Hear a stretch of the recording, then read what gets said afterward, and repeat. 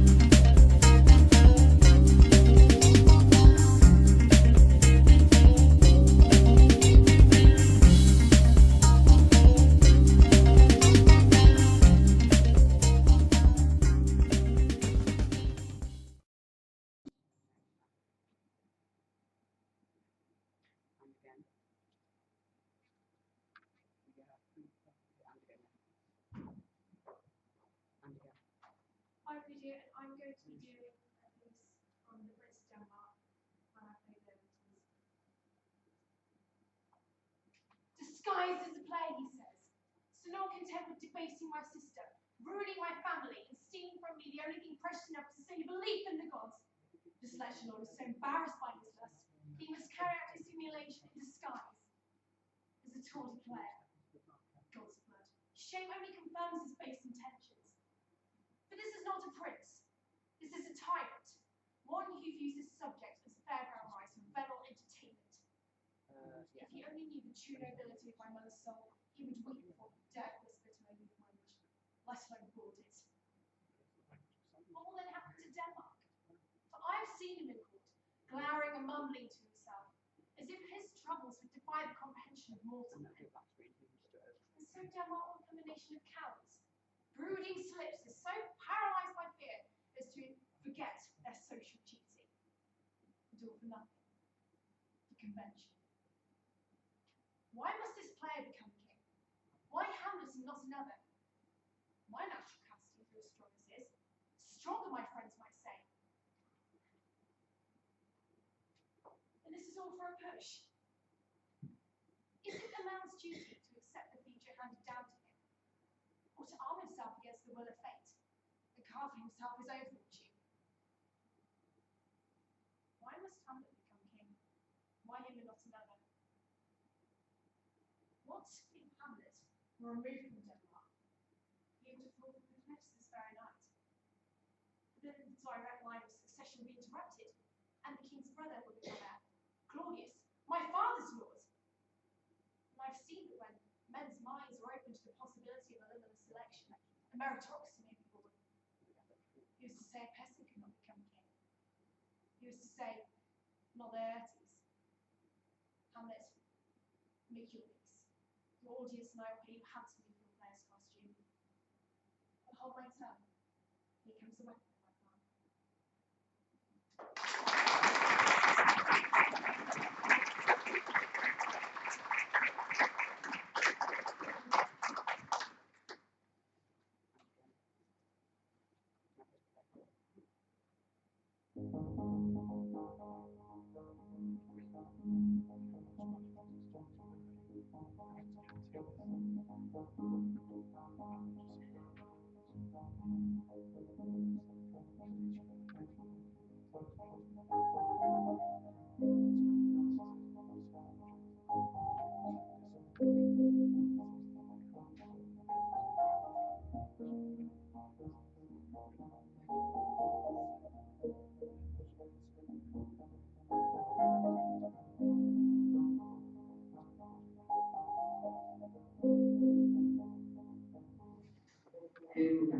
established Brazilian Jiu-Jitsu?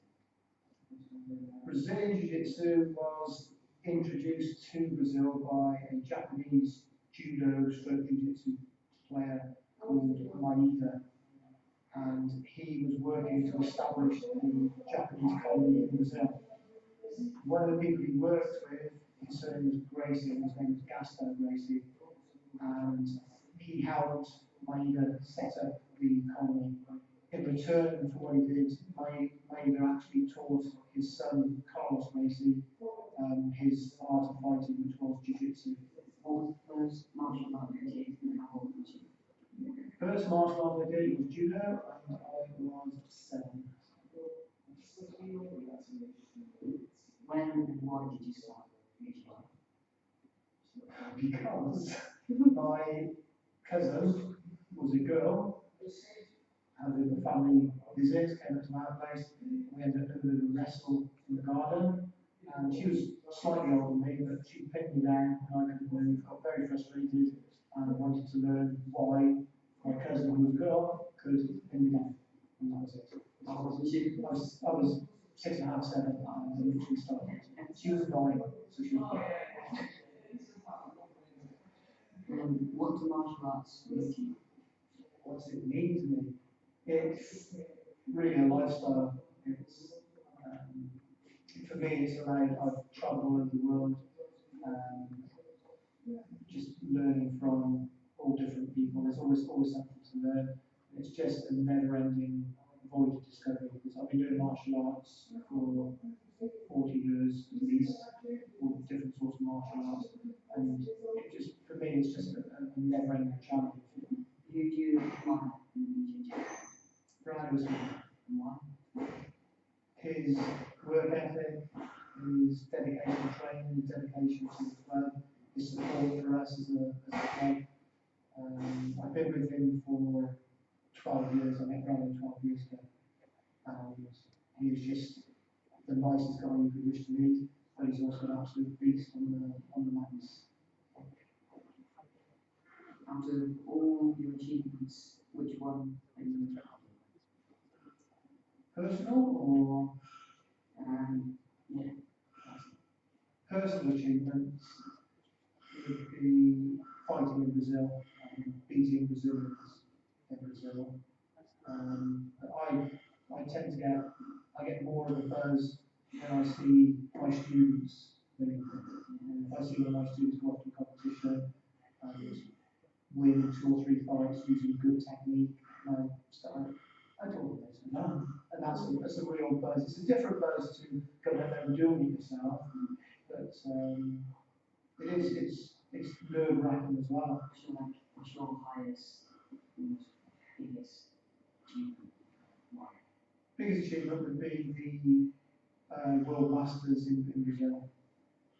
Not necessarily at brown belt because I didn't have that many fights at brown belt, but I fought at blue belt. I had 9 fights in one day to win my weight category and to win the absolute as well. But that was in the age category. When I fought in the normal category, I was in the normal age category, the adults.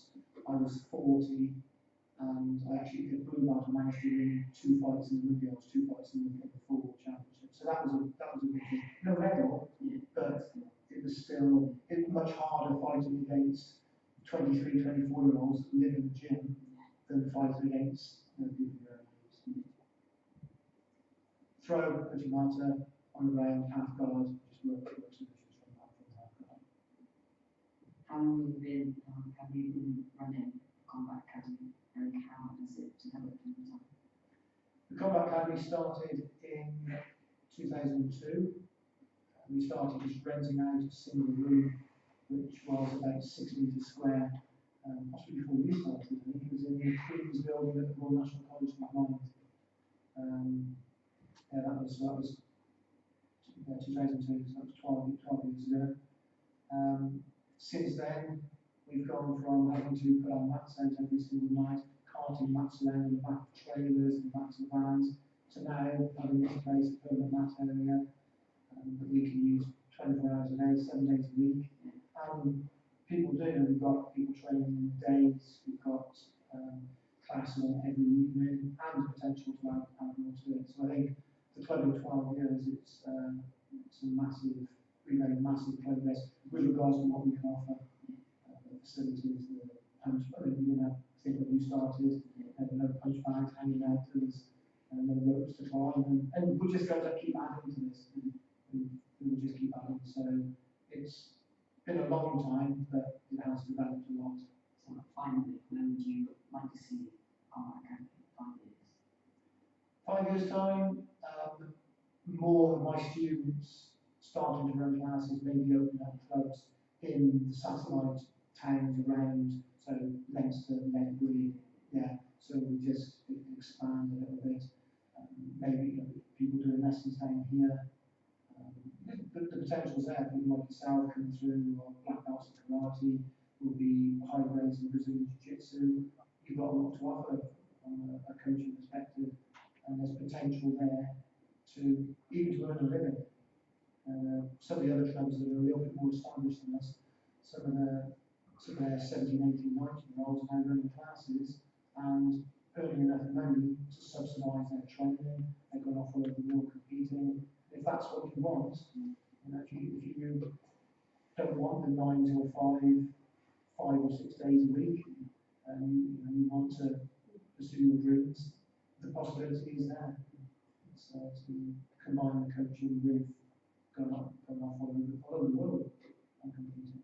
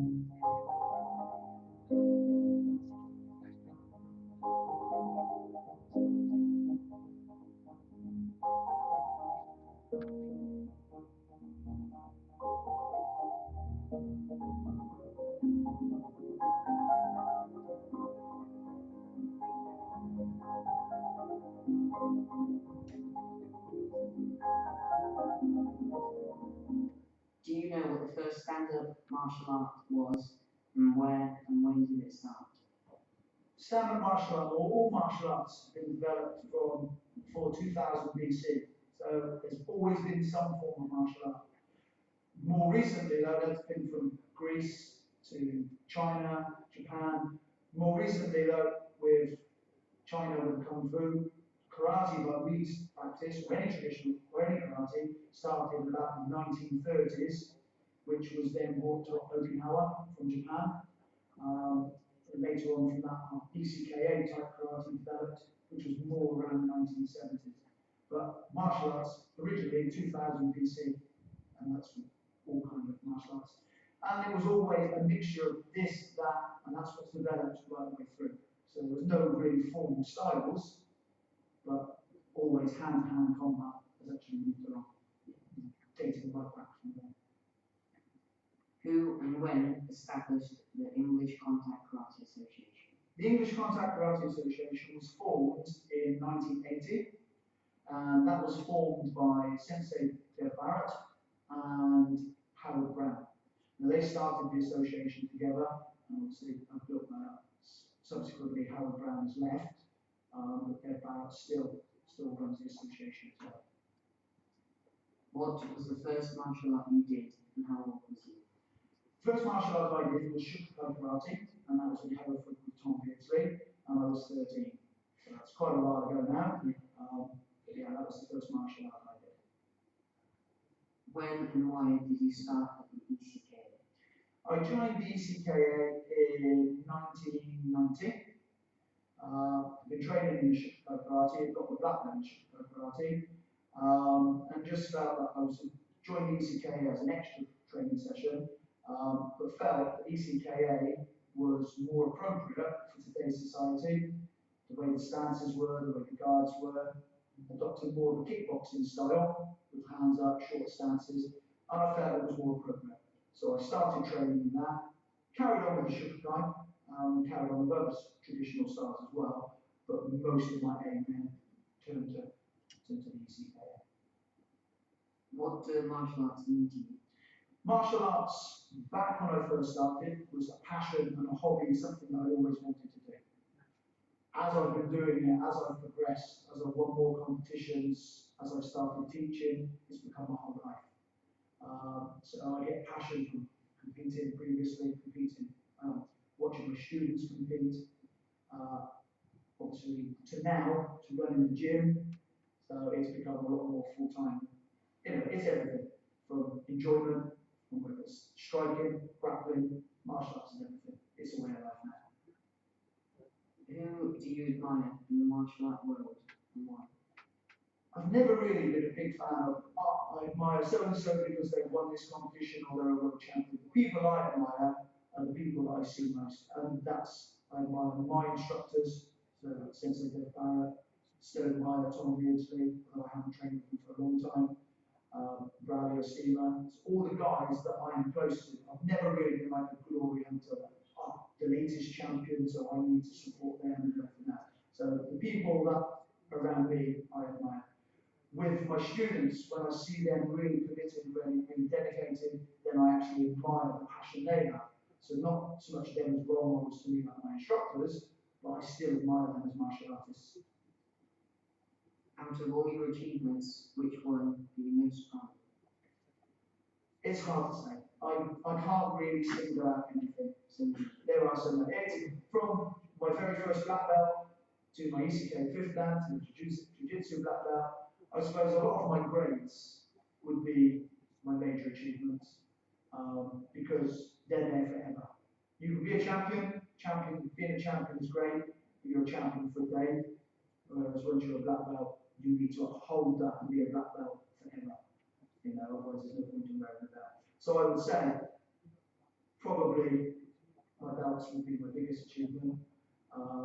If I had to pick out a competition, then I would probably say it's a traditional karate competition, the TSSK Nationals, where I had 6 fights to win gold, and I had 2 points scored against me all day in the semi-final, and then a clean sweep again in the final. So to win 6 fights and we have 2 points scored against me, that was probably my biggest competition achievement to win a national title. How long was that? 1995. 19 years ago. What is your favourite technique? I suppose your technique changes, or your opinion of your technique changes as you fight in, and as you get older, or as your game develops, but I've always been a big fan of the hook kick. Yeah, I like the hook kick. How long have you been running the Combat Academy at ECKA, and how has it developed in that time? I first started running the Hereford ECKA in 1994, December, so it's 20 years this December, so we're almost there. That's when I first took over ECKA Club. That started off, we were training in the Richmond Club, most of some of the time in the Skittle Alley, some in the Hall. So from how we've developed there to now having our own full-time premises, so that is great. I've coached endless amount of national champions, quite a lot of black belts now. The club is growing, we're getting third in the nationals and things like that. So from being a tiny little Hereford club, you know, a tiny little dot on the map, we're now a big, not so much a big club in numbers, but a big club in stature. You know, and again, with me being a senior instructor in the CKA, we're well and truly on that now. How would you like to see the club developing in the next 5 years? In the next 5 years, obviously, I'd like from the point of view of our building and our actual club here, I'd like to see more work being done and have that, you know, more jazzed up, ready for us to go, which will then in turn help bringing more students in.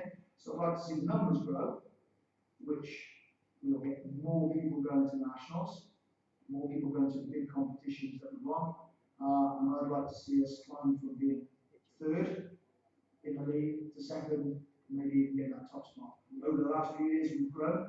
We've gone from fifth up to third, and we're getting there. So I'd like to see us sort of get ranked higher than third, you know, within the next 5 years. I think that's possible. That'd be good. Thank you.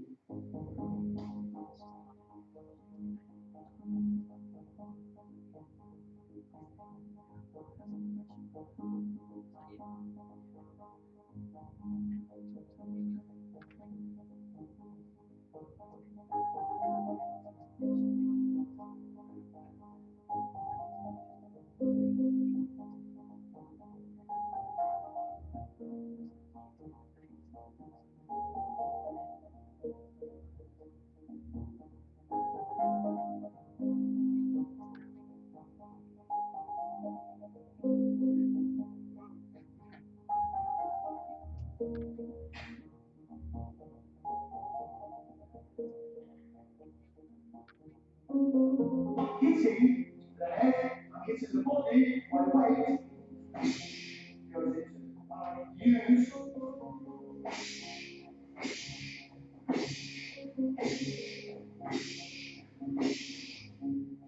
every time. Okay? Try the hands because my neck will be like that afterwards. If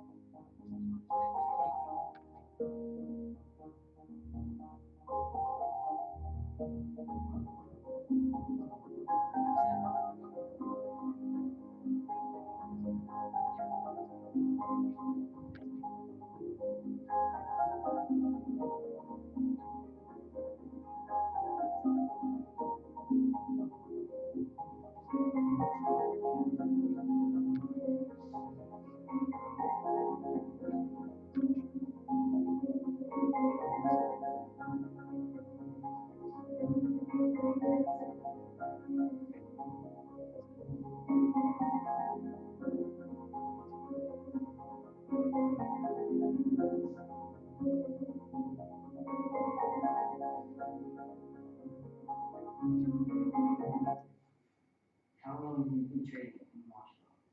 I started training when I was 12 years old, so that's around 13 years now. What is your role in the club? My role in the club is an assistant coach to the junior classes. Also, when the coaches go away and they need cover for classes, I'll be there to cover the classes. Demonstrate techniques when needed. What grade are you in BJJ and in karate? In BJJ, I'm a purple belt, and karate, I'm a second degree black belt. What achievement are you most proud of in either of the disciplines? The one I'm most proud of would have to be in Brazilian Jiu-Jitsu. Back in 2011, when I went to Portugal to compete in the European Championships, and I got a bronze medal. Where have you trained and competed before? I trained all over the world. The furthest is Brazil, and I also competed there. I've trained a few times in America, and I've competed there. I've also competed in Portugal and France. What is your favourite technique in BJJ? In BJJ, it had to be triangles, which is a choke, And in karate? spin and hook kick. People often say that team sports are more beneficial to children as they play and work as a team. What is your response to this? Well, as martial arts is predominantly an individual sport, you can debate against that as you need your teammates and help you develop. In Jiu-Jitsu, you have to work as a team with your partner to be able to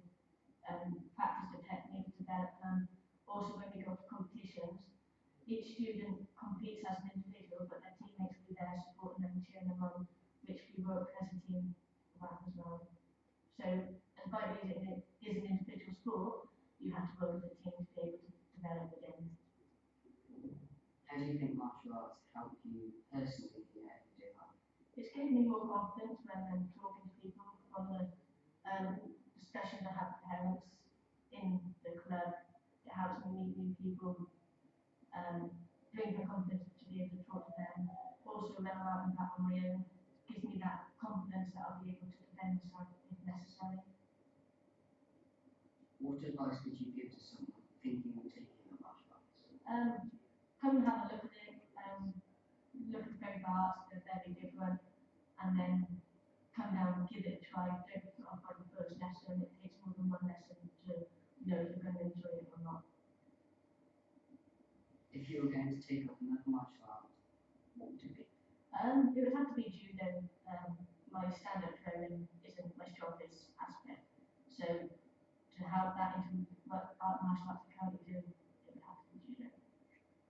Finally, where would you like to see yourself in the martial art world in 5 years' time?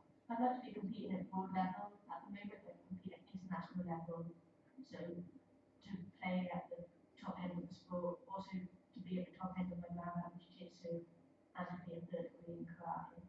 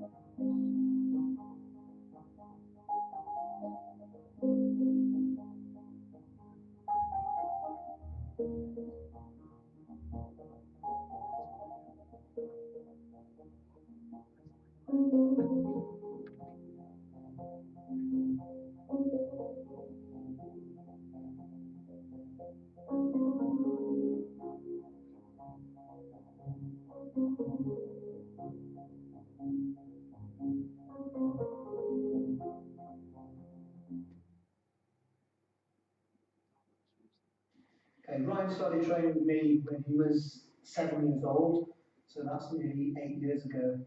He is probably the most prolific trainer in the club, in that he turns up 2, 3, 4, 5 times a week to train, whether it's karate, jiu-jitsu. And when he first started, we were training jiu-jitsu kumite, which is a sport jiu-jitsu. And in that, Ryan competed all over the country. We went as far as Worcester, down to London, basically wherever there was a competition, we would go as a club. And Ryan's competed in just about every competition going. He's fought up to British level, national level, and won at junior level, has become national champion at various belt levels and weight levels and weight categories as he's gone up through the years. In Brazilian Jiu-Jitsu, again, he trains all the time, every session going. From the age of 13, 14, he started to step up training into the adult classes. So we've got some big, scary blokes in these classes.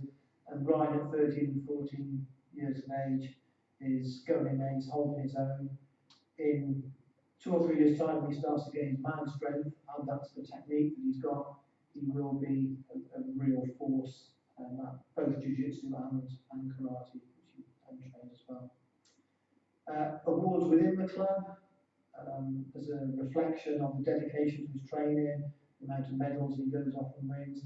He several times has been voted by the committee, which is made up of 4 members, myself, Simon Small, Emma Baker and Pat Baker, who are all sort of part of the coaching team.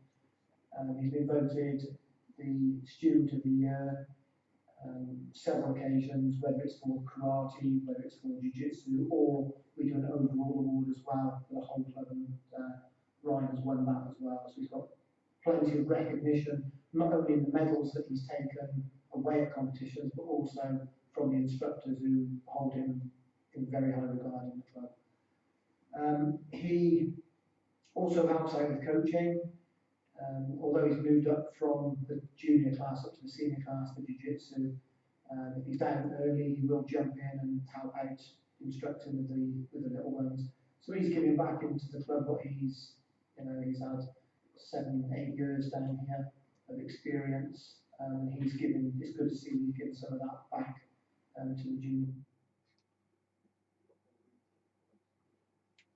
Yeah, Ryan is a hard-working student. He's been with me for almost 9 years now. He started with the ECKA. Worked right the way back from when we were in the Richmond Club, working through his grades.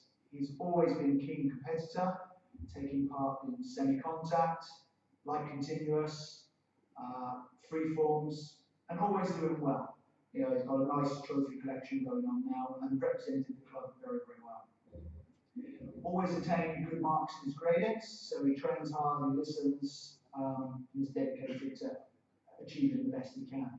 Competition levels, he's become a national champion, and he's continuing to work that even now. Now he's pushed through, he's got his black belt, and it won't be long before he steps up into the senior or into the adult categories. So I would say Ryan is very, very dedicated, very keen on helping not only the club grow, but also helping the junior members of the club, comes down, helps teaching, and is an important, valuable member of our academy.